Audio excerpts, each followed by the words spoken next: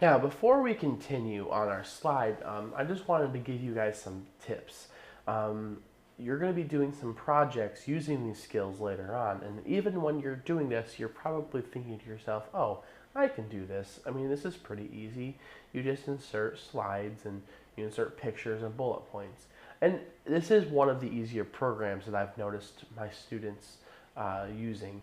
However, there's some tips to presentations that you may want to use whenever you're using PowerPoint for my class or for another class.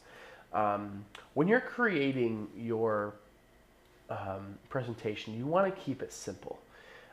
Um, excuse me. You want to make sure that you keep it simple to the point where you're the one who's going to be talking. You don't want to make it a report, a book report. That's where you have Word to use that for.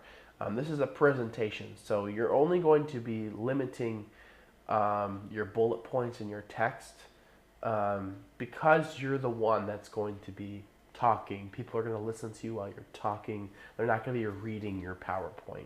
They'll look at your point and see where you're at, but normally they're going to be using you. They're listening to you. As far as keeping it simple goes, you want to make sure that you don't have so much stuff that it's distracting to the audience. You don't want the audience to be more concerned with your animation that's going all over the place, or having all of these, unnecessary graphics or text boxes that don't contribute to your PowerPoint. So we want to keep it simple. And like I said before, you want to limit your bullet points in text. You might have some slides that have no text at all. You might just have a picture, and that's fine. As far as the presenter, you can talk about that picture. You don't need to explain that picture in your actual slide using text. And I'm going to show you ways around that you can make it look good as well as keeping it simple. You don't want to bore an audience with bullet point after bullet point after bullet point after bullet point. You want to just limit it as much as you can. I know some teachers like to have lots of information on the slide while keeping it simple, and that's fine. But at the same time, you don't want to put your entire book report on your PowerPoint. You can do that in a Word document and give it to your audience and have them read it. You want to limit your transitions and builds. Okay, so your animations, you may not want to have them every single slide, or if you do have them every single slide, you might want to keep them just simple. Keep the same transition or the same animation for each slide. One of the ones I'm going to show you later on, I use for my slides just because it's nice to have an animation to break up points, but at the same time, it's super simple. So as far as animations go, and I'll get into this a little bit later, some animations are better to use rather than others. Others, they're tedious and slow, or you're just distracting or whatnot. You also want to make sure you use high quality graphics. Now, you want to be sure when you're using graphics, you want to be careful as far as copyright issues. You don't want to do copyright infringement to where you can just go on Google Images and copy someone else's picture. It's not right. You're supposed to have credit to that. There's lots of high quality images online. You can purchase professional stock photography, whatever you need to do. Okay, but use high quality graphics. Don't just have a really pixelated image where you have a little small image and you blow it up and you've got all these little boxes and it looks bad. Don't do that.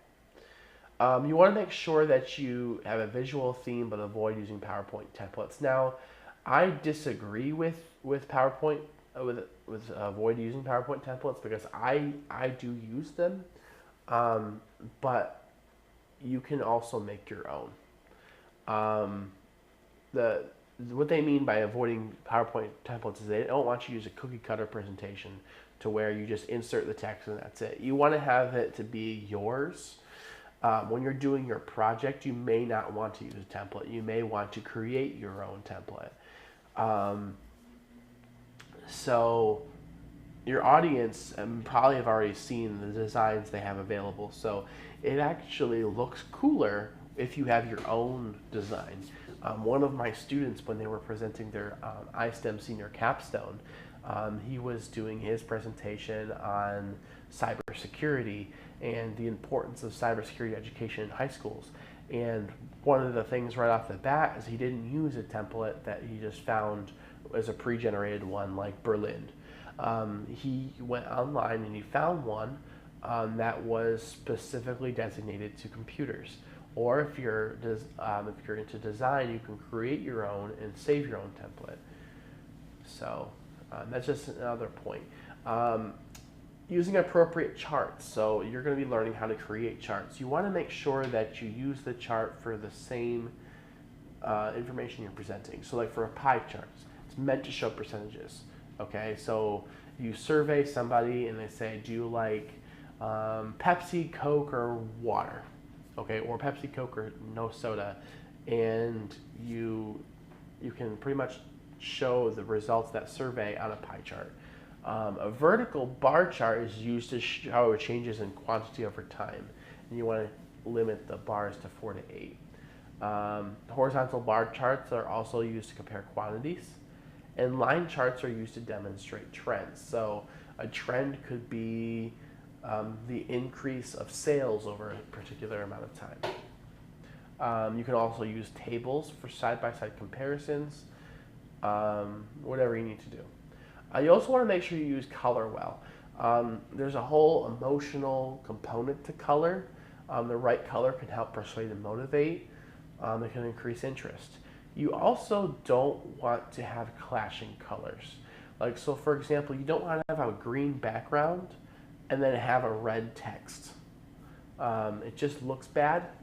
It hurts the eyes and it just doesn't work well.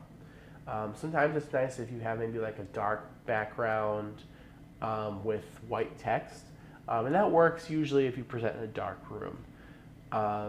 So like if you have the lights off, sometimes it's just better just to have a dark background and white text. But if you have a light room, it's better to have a white background with black text.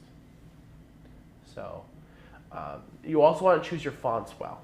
You don't want to use wingdings or any sort of really casual text.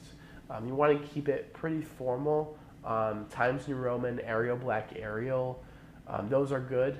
Calibri is the default. I always think that I'm not a fan of the Calibri font. I like Times New Roman personally. You can use Helvetica, Gil Sans, whatever you need to use. Use audio and video, but only when appropriate. You don't want to have your entire presentation on multiple videos unless it's part of that. Don't use any cheesy sound effects. So don't use like the sound of a horn as you have a point comment or a cash register or anything. You're going to learn how to do those, but honestly, in a PowerPoint presentation, don't use sound effects unless it's like specifically related to your PowerPoint. A good example of a video clip would be an interview, or if you say, for example, you were talking about your summer, making a presentation about your summer, and you took a video of you climbing this mountain. Okay, that would be fine.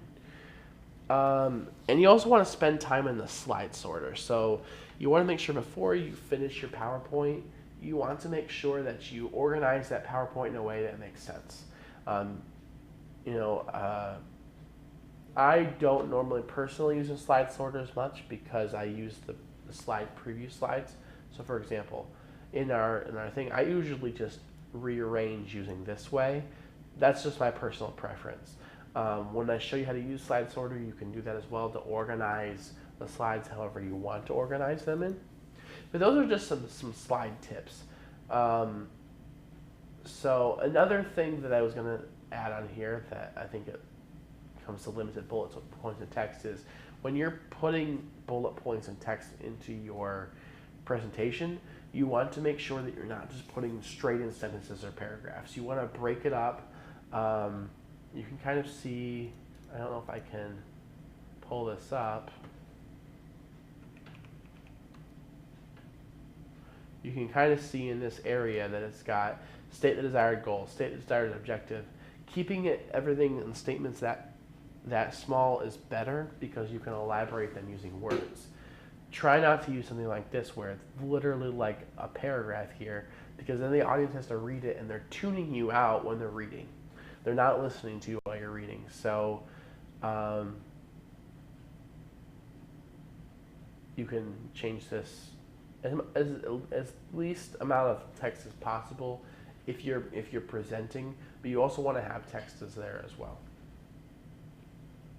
Okay. So those are just some tips. Take them as you will. When you create your PowerPoint project, you'll want to use some of those tips to make you have a better presentation.